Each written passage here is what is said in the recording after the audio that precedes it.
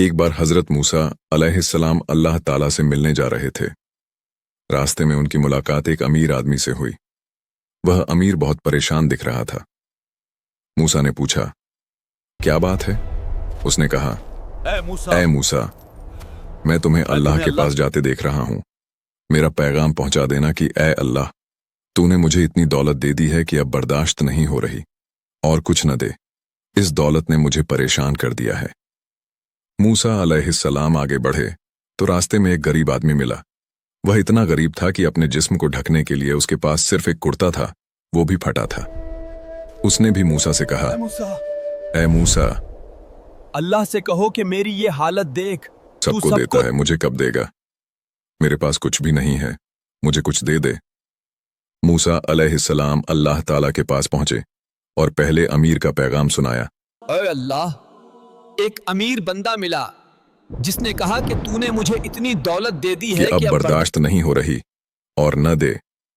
अल्लाह ने फरमाया, मेरा पैगाम उस बंदे को पहुंचा दे कि अगर वह शुक्रिया करना छोड़ देगा तो मैं भी देना छोड़ दूंगा। फिर मूसा ने गरीब का पैगाम सुनाया। ऐ अल्लाह, एक गरीब बंदा मिला जो इतना गरीब है कि अपने जिस्म को फटे कपड़े से ढक रहा है। वह कहता है कि तू सबको देता है, मुझे कब देगा? अल्लाह ने फरमाया, ऐ मूसा, उस गरीब बंदे को मेरा पैगाम दे कि शुक्र शुरू कर दे तो मैं भी देना शुरू कर दूंगा। मूसा वापस लौटे। पहले अमीर से मिले तो उसने पूछा, मेरा पैगाम पहुंचा? मूसा ने कहा, हाँ।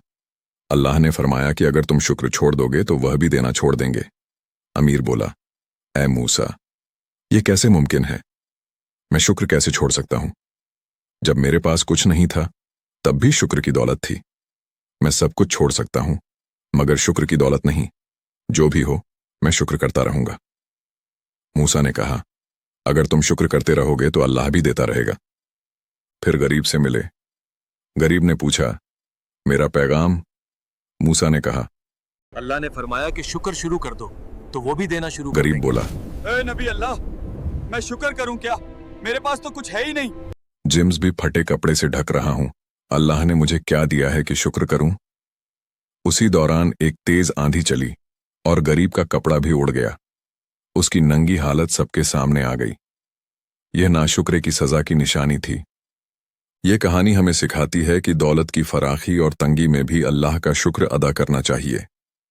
शुक्र से बरकतें बढ़ती हैं और नाशुक्रे से बर्बादी आती है।